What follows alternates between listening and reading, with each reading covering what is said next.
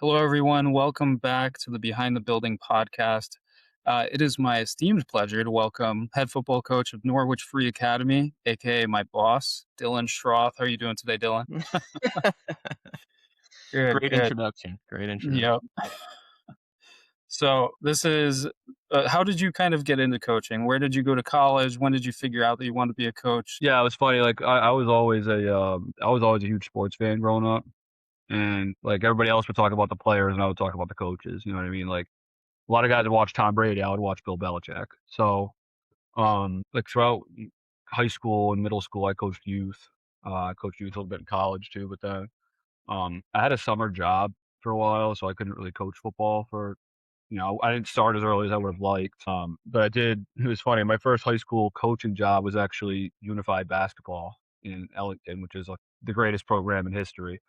Um, the NFA is amazing, but football. My mentor brought me in 2021, and I just haven't really looked back. Did you want the whole rundown? You could give us a little bit where you've been, where you are now, that kind of Yeah. thing. So in Ellington in 2021, I was an offensive assistant coach.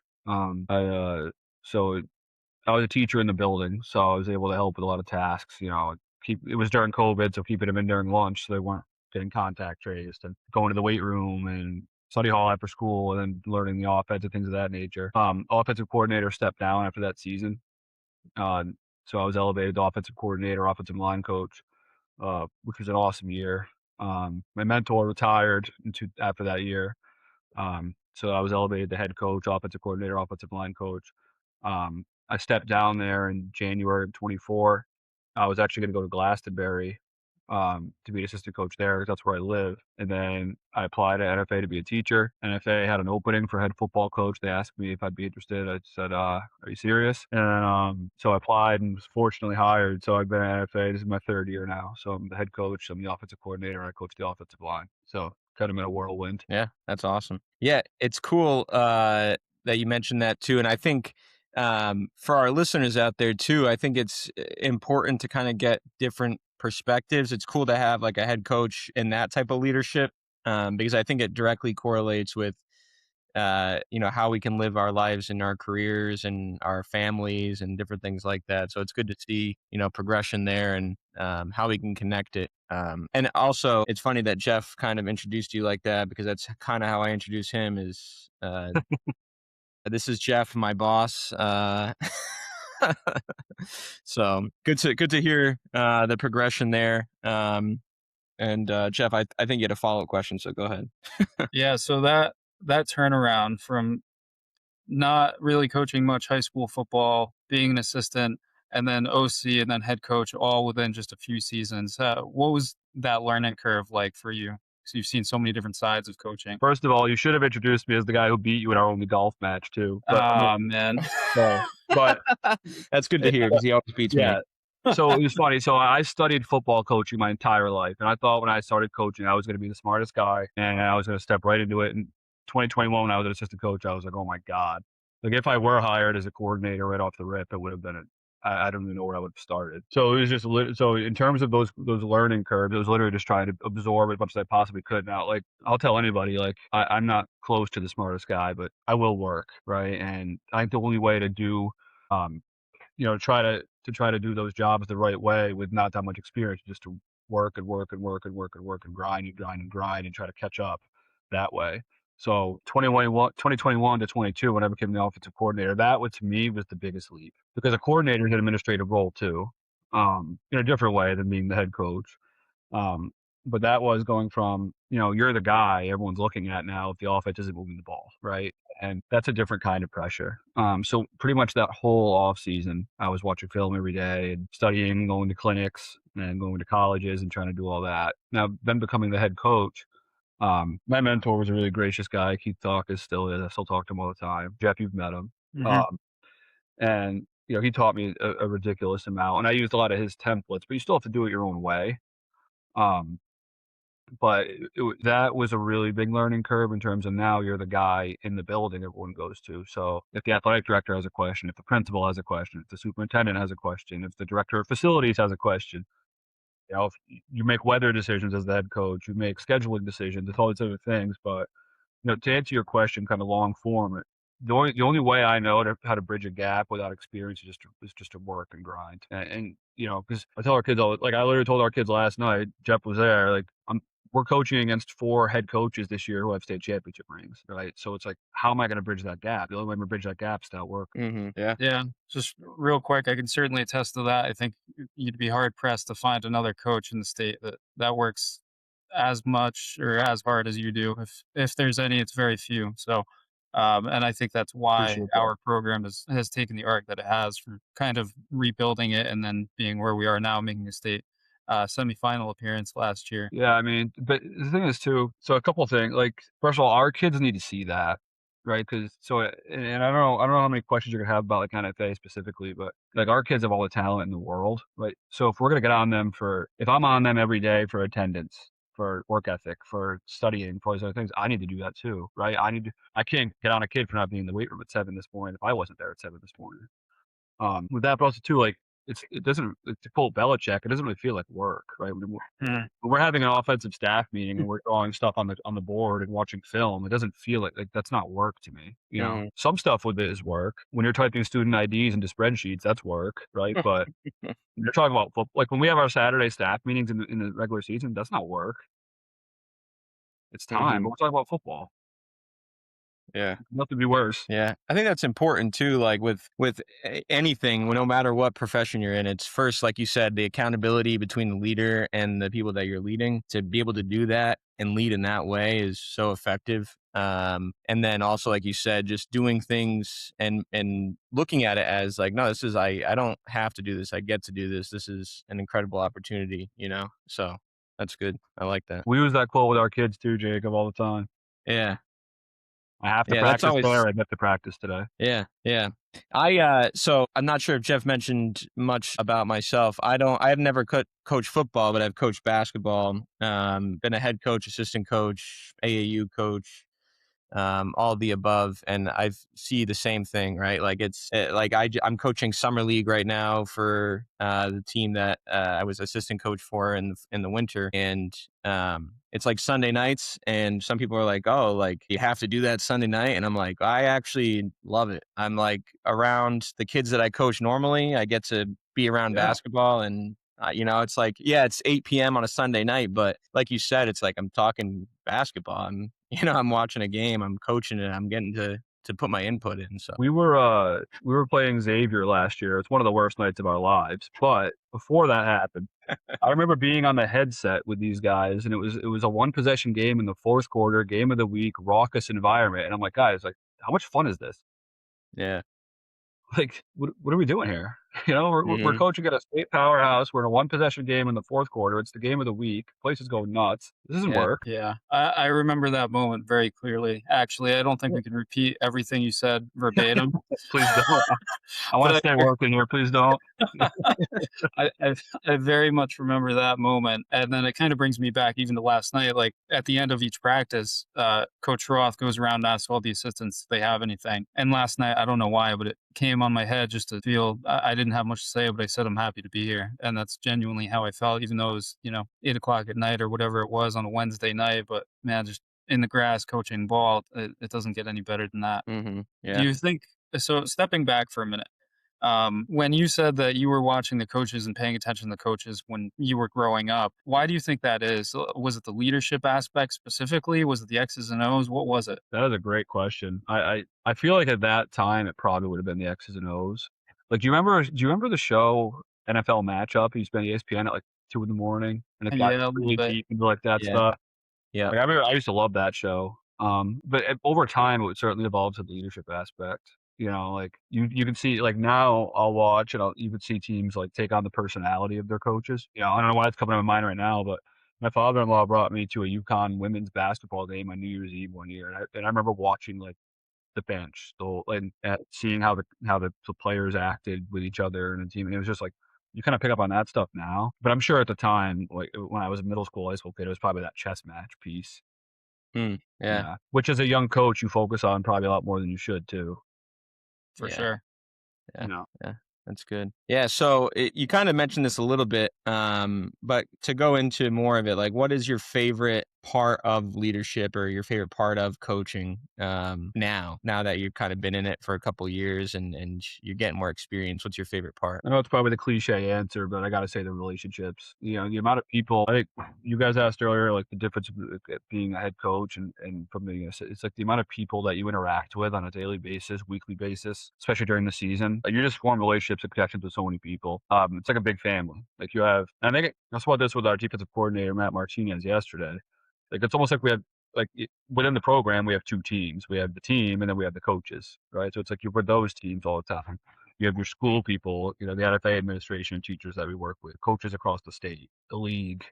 But it's just the relationships. But number one, always with the kids. You know, we came in, Jeff and I and a bunch of other coaches came in 2024 when our current seniors were sophomores, and seeing them grow is just like that's why we do it.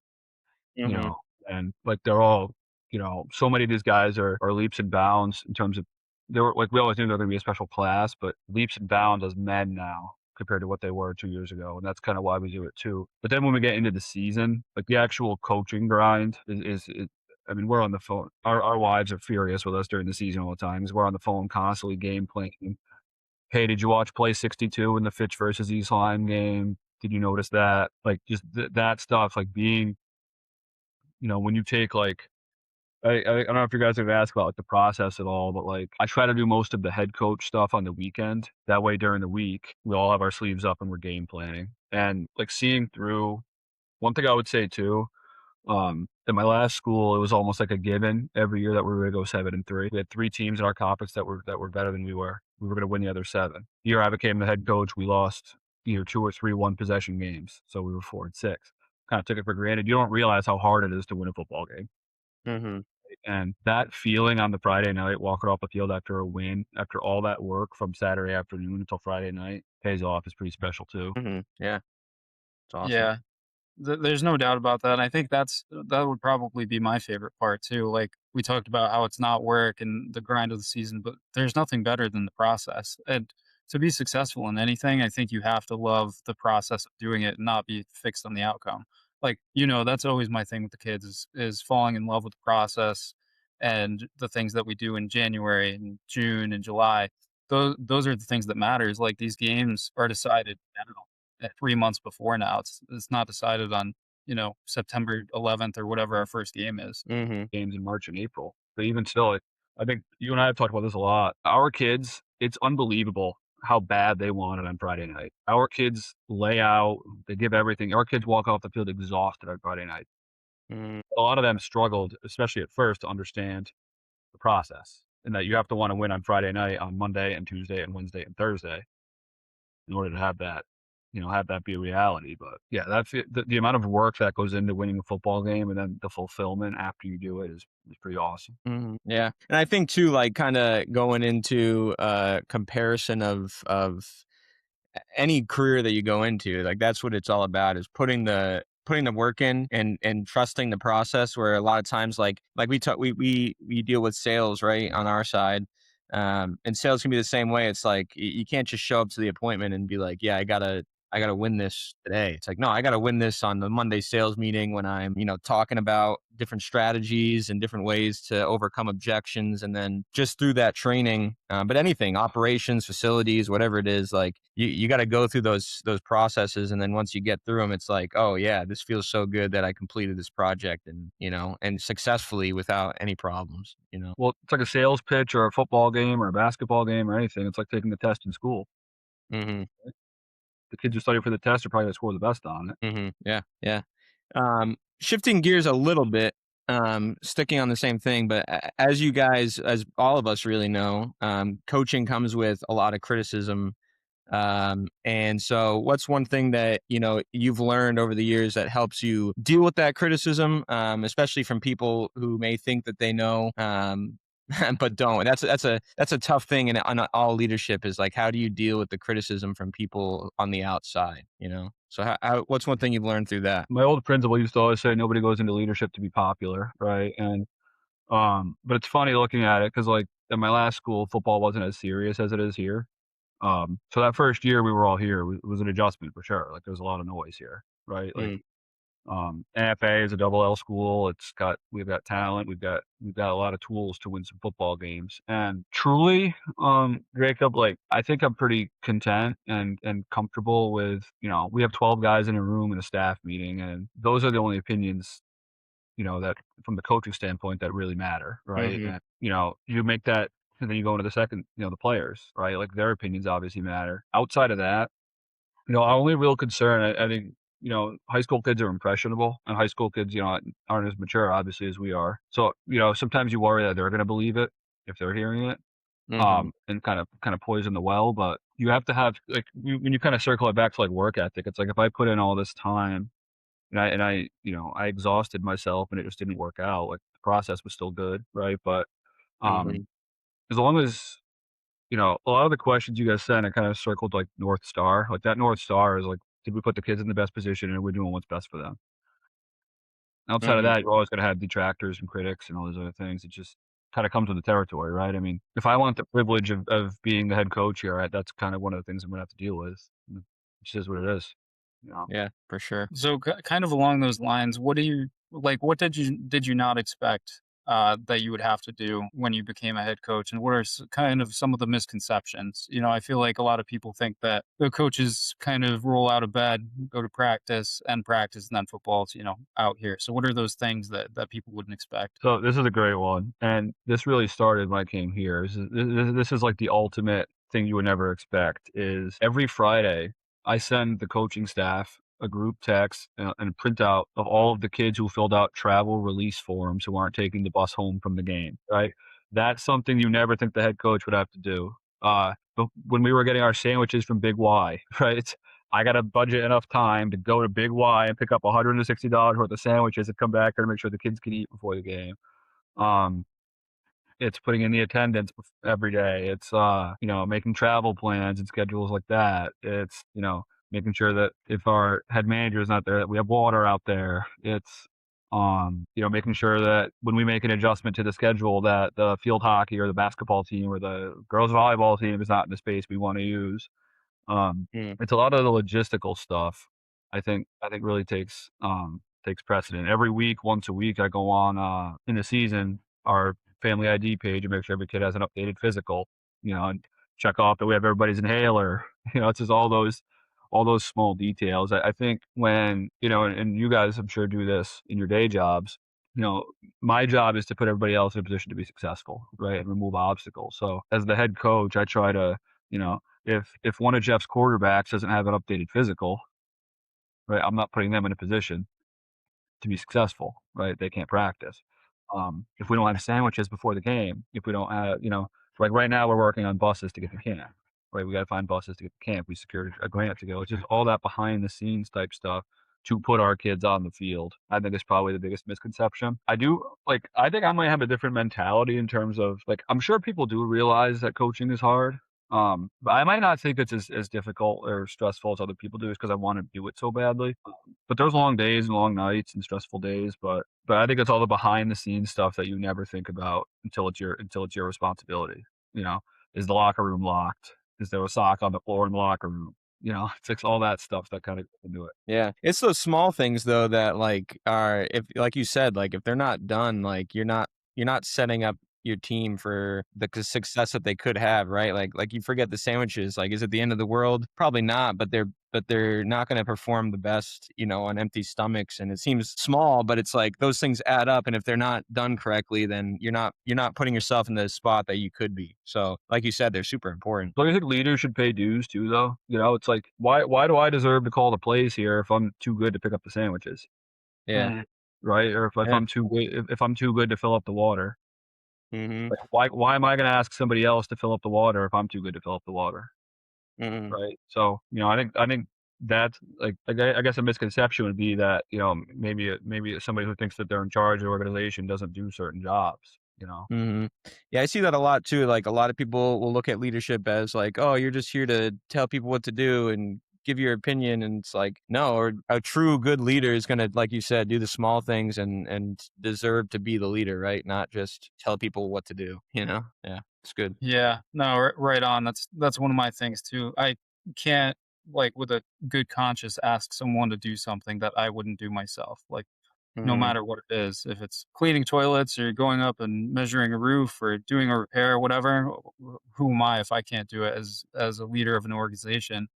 I have to be willing to do those things too. And I think that's kind of going into one of our next things. I think that's one of the ways that you create buy-in when you have a servant type leader. What would you say on that? How did this is super pertinent to the situation at NFA because it's in a much different place now than it was 3 years ago. But how do you feel like you created buy-in from players and coaches, and how do you think that you do that? So thinking about like when I played or when I have like at my day job or anything, I always worked harder for the people who I thought cared about me, right? And the old expression is people don't care what you know until they know that you care, Mhm. right? So I was NFA's third head coach in 4 years when I came in. So to them, and nobody knew who I was down here. I was a head coach for 1 year. I was young, I mean, so the first thing was showing these guys that they matter and that we care about them, players and coaches, right? And it's something as simple as the stuff I appreciate that my bosses do for me. Hey, what are you doing this weekend? How's it going? How's your family doing? Do you need anything from me? So on a humanistic level, right? It's showing investment and interest in you beyond. And I think a lot of our kids are used to their self worth being attached to their athletic ability. We lost. I stink. Well, no, you don't. We lost. It doesn't mean you stink. It doesn't mean you're a failure. Mhm. Um, in terms of that, and Jeff, we had 1,000 conversations about this when first started. So you came from the northeast part of Connecticut. I came from the southwest part of Rhode Island, right? So we're both probably equidistant from NFA, and we're looking at this place like it's a mecca, Mhm. right? So we get here, and it's like shocking. Kids are walking around with their chins down, with slumped shoulders, no confidence, and it's. I can't tell you how many times that first year we said the only people who don't know how good you guys are you. Like I don't understand why we have no confidence. I don't understand why we're not walking around like winners. Um, so certainly, I think that went a long way too, is trying to restore pride. I mean, it's the most historic athletic program in the state of Connecticut. Like our kids needed to hear that. So it's becoming a family. It's restoring pride. Some of our wins last year certainly have created buy-in because now they're seeing the tangible results of the culture, right? As we do, picking up trash on the side of the road in Norwich does translate to a better football program. It does, right? Leadership council meetings do translate. So now, winning on homecoming and on Thanksgiving and in the playoffs, now there's tangible football results to that too.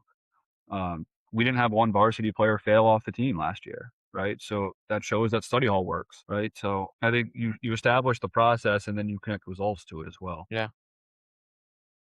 Yeah, that's good. Another question kinda along those lines too, like what life lessons, I know you kinda mentioned this too, like study hall and just different things the small things throughout the season, but what kind of other life lessons, does football teach better than anything else, right? Better than any other hobby that you could have or sport or anything like that? Like, what's a great life lesson? Like you mentioned earlier, like these guys becoming men, not just great football players, but, great men.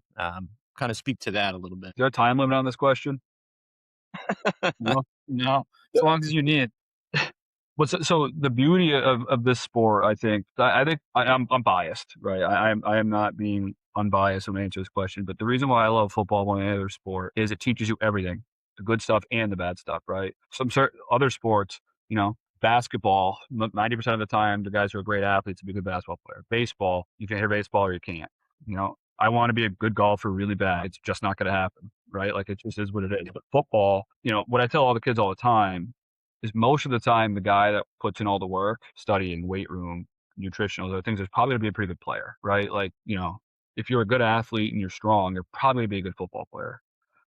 So there's a connection there between the work I put in and the results I get. But at the same time of it, sometimes the opposite happens, right? Like I worked really hard in high school to be a good football player, and I just wasn't. I was, I played a little bit as a senior, but the coaches thought somebody else was better than I was. So I learned that hard lesson of sometimes you do everything right and you work really hard and it just doesn't work out. But that's a reality.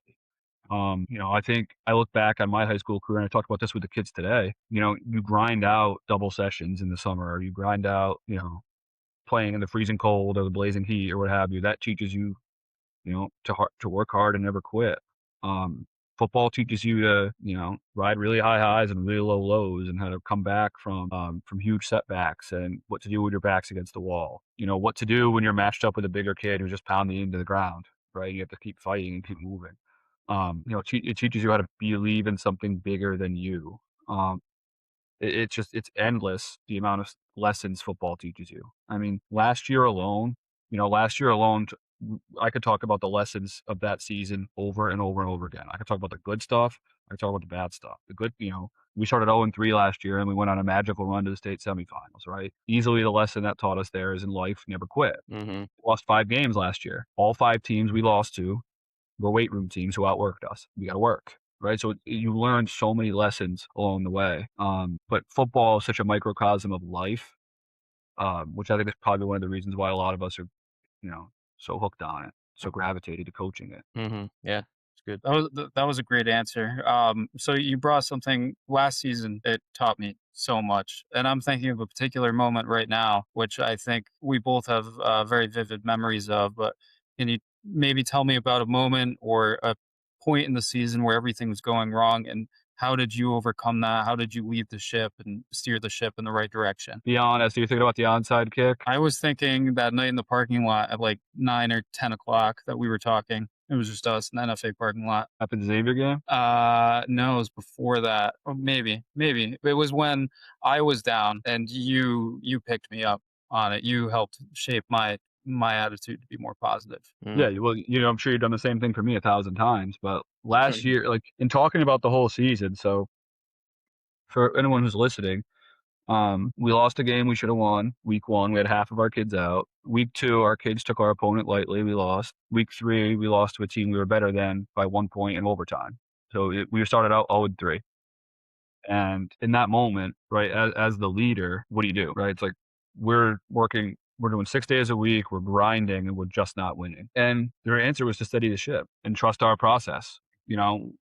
People ask, like, whenever people ask, like, how did you come back from 0-3 last year? We didn't do anything different, right? So to respond to your question directly, Jeff, so probably the lowest individual moment of my coaching career was, so we're 1-3, we're playing Fitch. And so keep in mind now, this is a great football story. 3 weeks before, we're playing Xavier. The year before, we're playing Fitch. We go for 2. We drop the snap. We lose by 1. Not controversial decision at all by me. The next year, we go to Xavier, go for 2, don't get it. Not a controversial decision at all. So we score with 18 seconds left in the game to go down 1 point. So what's the decision? Obviously, we're done going for 2. We're kicking this ball. What happens? Blocked. Our sideline was like a balloon. We had our kids, some of the kids on the extra point team, literally in tears, running off of the field with 18 seconds left in the game. So what do? Here we go. Onside kick. Let's go. Let's get it going. Onside kick. We recover the ball, hit a Hail Mary, win the game. It was the most amazing moment I've ever been a part. But the fear in that moment of, we're about to be 1-4. What do we tell these kids? But you can't let them see that. Let's go. Clap my hands on. Good touchdown drive, guys. Onside kick now. Let's go. Let's get it. And then we got miracles of all miracles on 2 plays in a row. But to steady, so to answer your question, it's steady the ship, but also stay positive, right? And keep moving forward. I don't know if you have the same belief or the same takeaways from our conversations, but, that Fitch moment was as scary as it got. Mm-hmm. Yeah, I mean, that was our season right there. And so we played Xavier week 3, right, last year. That was our 0-3. So I'm kind of thinking of the same moment before that. But I think last season, what that taught me is it's football and life and whatever it is, a business year. It's a long time. And just because things aren't going your way in the beginning doesn't mean that it's over. Because in that moment, in both of those moments, it felt like our season was over. And then who would have known 2 months later, we're in the state semifinals.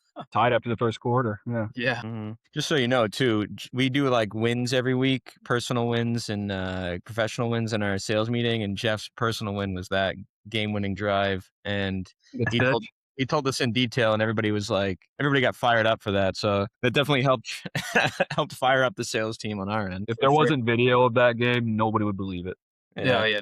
All you guys would think we were lying. It was the most insane. We'll never experience anything like that That was Yeah, that was those an are incredible those run. are the best moments. Mm. But yeah, I think those moments too are the ones you got to hold on to, right? Like there's going to be losses in life, like even if you do everything right, like you mentioned earlier. But to look at the wins and look at the hard work pay off, it kind of pushes you to that next win, that next win. But if you focus, if your view is just the losses and the bad things that happen, then those are what's going to come next, right? Like so to keep that lens of okay, put in the work, get the win, and just keep building off that and getting better and better. Well, it's something you can point to, right? You Mhm. know, so if a game this year is going poorly and we're in the locker room at halftime down 2 or 3 scores, as a guys, like, what haven't we gone through? You know, Mhm. like, why is this any different? You know, like, we're clearly in this thing. Mhm. Kids buy into you personally too, but at the same time, the organization does have to see results, right? And now we can point to that and say 0-3 into the state semifinals, Fitch game individually, miracle. It's like, why would we ever quit? We've proven time and time again that if you don't quit, good things are gonna happen. Mm. Yeah. Yeah, it reminds me of, the Pats Super Bowl, right, against the Falcons, down 28-3. It's like if Tom Brady or Bill Belichick or any of the guys there was like, "Yeah, we're done," then they wouldn't have had this crazy story of a comeback, but yet they all believed, and that's like the first step in the process, right, is, "Can we do this? Yeah, of course we can. We're a great football team. We're a great," like and once you believe, it's obviously that happened and different things like your guys' game against Fitch happens, but only happens when, like you said, the leader steps up and says, "All right, guys, let's go. Next right play," you know? Yeah, well, I write on my, we talk about this in our preseason coaching staff meeting every year, and I write it on my play sheet every game. One of my favorite expressions in leadership is "We are the book they read." Mhm. Mhm. Right, so, you know, that the extra point gets blocked. If I'm on the sideline with shrugged shoulders, head down, "My god, I can't believe this." I don't know if the onside kick would have gone well, you know, like, I don't know if you take the tone of the people leading you, Yep. right? So, no matter what I was feeling inside, right, you have to project calmness and, forward thinking and things of that nature in those moments. Mhm. For Yeah, sure. and saying the same thing just in a different way. One of my favorite expressions is "You are the thermostat of the room," right? Like sometimes I have a hard time if I'm have something at home or family or whatever it is that's not going great, and if I walk into the Monday morning sales meeting and I'm not in a good positive mood, like no one else is going to be either. So that's one of the things that I've been working on consciously for the last, half a year or so is to make sure that I'm setting the tone the right way and being the thermostat in the room. Mhm. And the other salespeople in the room are gonna be the thermometer, right? Yeah. They're gonna read you. Mhm. Yeah, Absolutely. for sure. Um, so what do you think, talking about leadership for a few minutes, how do you approach the tough things? Like not when things are going well, like we talked about earlier, but with conflict and difficult situations. What is your approach in those kinds of aspects? Yeah, so the hard conversations, players and coaches, 2 coaches, 2 players, whatever it is. First, I try to always make sure people are heard, right? So clearly there's a conflict happening between because 2 or more sides think that their side is right? So I'm not gonna rush to judgment right away, even if I might have an opinion. So first it's making sure that they're heard, and then next I would say it's having the courage to stand by whatever decision you think is best for the kids, right? It's everything we do is driven by that North Star, right? Is what is best for the people we lead. So I mean, you've been in a couple of those meetings with me, Jeff, with players. It's not fun, right? In terms of I don't know where you guys are at in this, but in terms of myself as a leader, I want to get better at that. At conflict resolution and conflict management. But it's having the courage. I've done it. I've seen athletic directors and other head coaches. It's just what is best for the kids in this moment, right? And that has to be a decision. Now, I Mhm. think when you resolve a conflict, I think you have to explain why you're doing what you're doing. Johnny, we're suspending you for this next game. This is why it's happening. This is what we hope to Mhm. see going forward. And then checking in on them too during the consequence to make sure they're doing all right and things of that nature. Um, we've had players and coaches both have to sit at certain times and, making sure that they're all right, even if you're the one that had to levy the discipline, right? And but I think it's hearing them out. I think it's making the decision based on what is best for the people we lead. I think it's explaining your rationale. And I think it's having a plan to move forward. Mm. So, um, we suspended a kid a couple years ago. Jeff, you were in that meeting, and it hurt us in the next game. But we had a clear plan with that kid moving forward. And he ended up being a pretty good leader for us. Yeah, I think that's what separates a good leader from a bad leader is the clear communication and setting a plan up, right? Not just going in and saying, "Yeah, this guy's a problem," and we're done dealing with it. But it's setting a clear plan, saying, "I'm going to clearly communicate what's going on, and here's the next steps."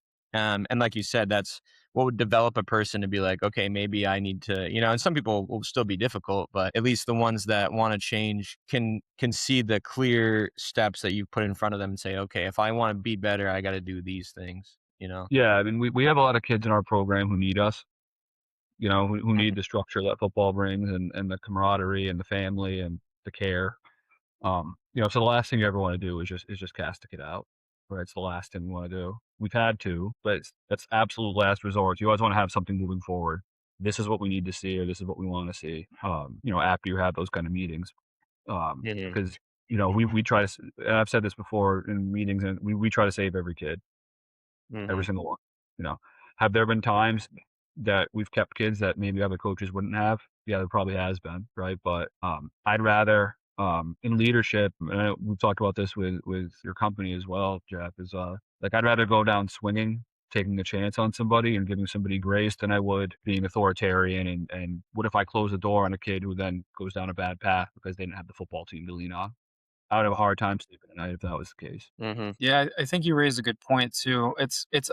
For a lot of the time, it's easy to do the first part in those types of situations. Like either, this isn't necessarily the right way, but oh, you did this. Why did you do this? What are you thinking?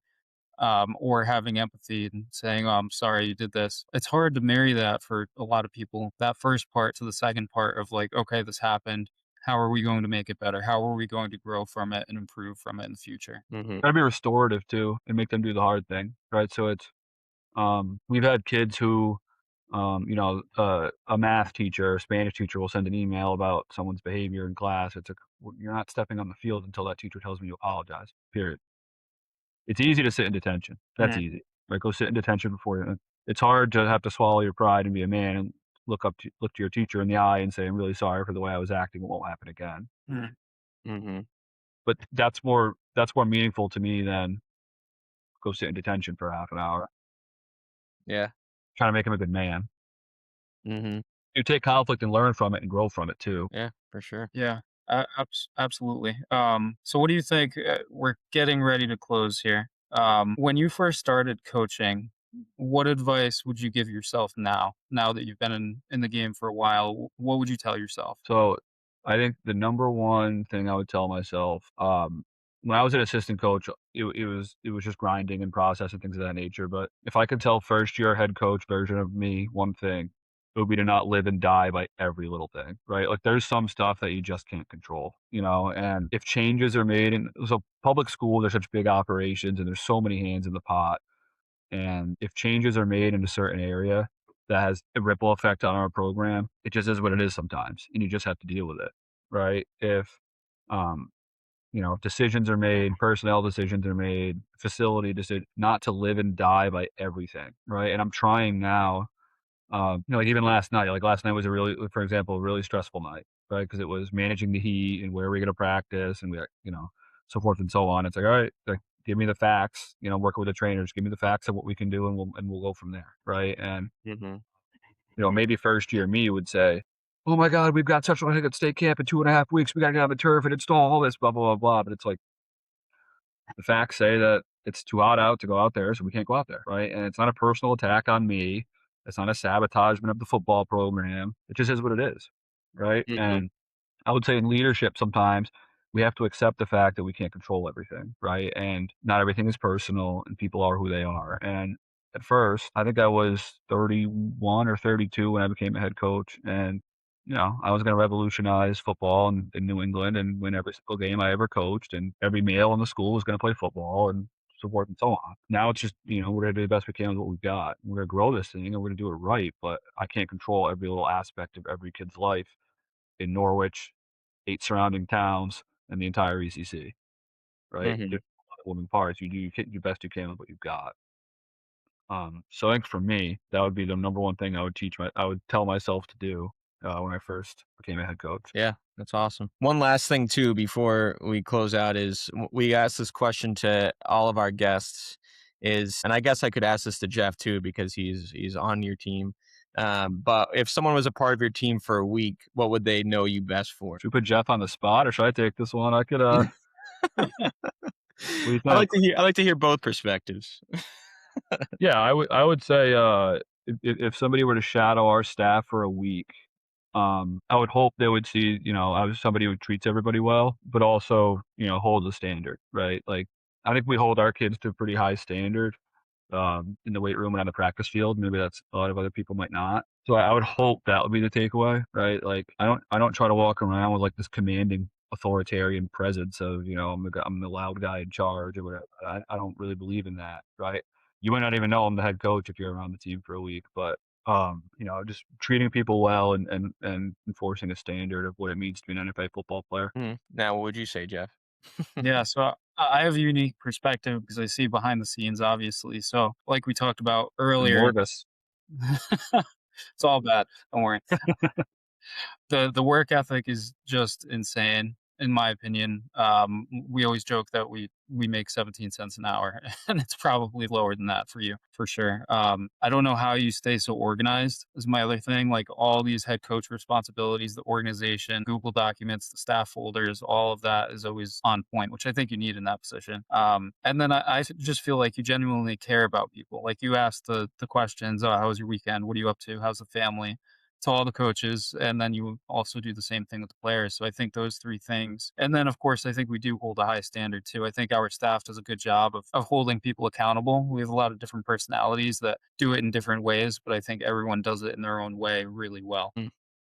See, Jeff is really good with the quarterbacks, but that's why we keep him around. Answers like that makes me feel good. I appreciate it. I mean, that's something I think, yeah, but I think that's like when you talk about like preparation and process and stuff, right? It's like the more organizational stuff you can take care of early, it's like get that stuff out of the way so we can talk about how to run power, Hmm. and run smash and run and how to, what's the best kickoff team we can get out in the field. And with that too, like the caring aspect, it's like it starts that way, but then we all become friends, like Hmm. our coaching staff, like I tell them all the time, like I would do it, like I would do anything with it for anybody, like I would leave my wallet in a room with our coaching staff. I know every penny would be in there, and I know they would do the same for me. And I think that's why we're successful. Like we've become a family over the years. Hmm. Yeah. No, I agree. We were talking about this the other day too, and we're just a super tight knit staff. Everyone gets along with everyone. There's not, like you say, there's not that one guy that everybody rolls their eyes when he walks into the room. We don't have that. I think that's important too. So one more question because it's on Jacob and I's minds a lot with all of your responsibilities. How do you manage your time? Do you block off your calendar? Do you have a checklist you hit every day? What do you do personally to keep yourself on track? I'll be honest, I struggle with that tremendously. It's tough, and I don't know how the guys with kids do it. Hopefully I'll have that problem soon. But in the season, it's hard, right? In the season, it's because like it's wake up really tired usually, go to work. Then it's, like we'll talk about like October, like where school ends at 2:10, we're in study hall at 2:20. So I have 10 minutes to breathe. 2:20 to 2:50 study hall, then practice 3 to 6. If it's a Monday night, we have leadership council 6:15 to 7 o'clock. So now, you're with kids from 7:25 in the morning till 7 o'clock at night. Then it's go home, take a shower, eat some dinner, film, game plan, right? So um Monday to Wednesday I try to turn it off a little bit in the evenings. But then, my wife goes to bed a little earlier than I do, so I try to take the computer back out. Thursdays are a little bit more calm. That's a walkthrough day. Everything's done by then. Fridays, we do a little dining out as a coaching staff after the games. That's a good time. But in the season, Jeff, it's really if it's a normal week, Friday game the next week. Saturday night I try to turn it off. And then Saturday night I'll go out to eat or maybe try to play golf. It's so nice out. And then Sundays I try to rush to get as much done early so that I try to watch the NFL games a little bit. But summer is more manageable. But yeah, it's tough. It's really hard in the season to find that time. I need to get better at that. Like one thing I talk about with other guys, I have a group chat with Eric Knickerbocker, who's Rockville's head coach, and Brian Mazzone, who's Enfield's defensive coordinator. We talk about how to balance it all the time. They manage to work out like 3 or 4 days a week in the season, which I might work out 2 or 3 times in a whole season, right? That's something I have to learn how to do. Mhm. But where I struggle with it is, like, with football, there's always something you could be doing. Like, there's no cap on how much film you could watch. There's no cap on how to tag an offensive play or design a practice. Like, it's so it's very difficult to be like, "We're playing Westerly week 1." Well, what if I'm chilling, but their coaching staff is watching film right now? Like, that's hard to reconcile with, you know?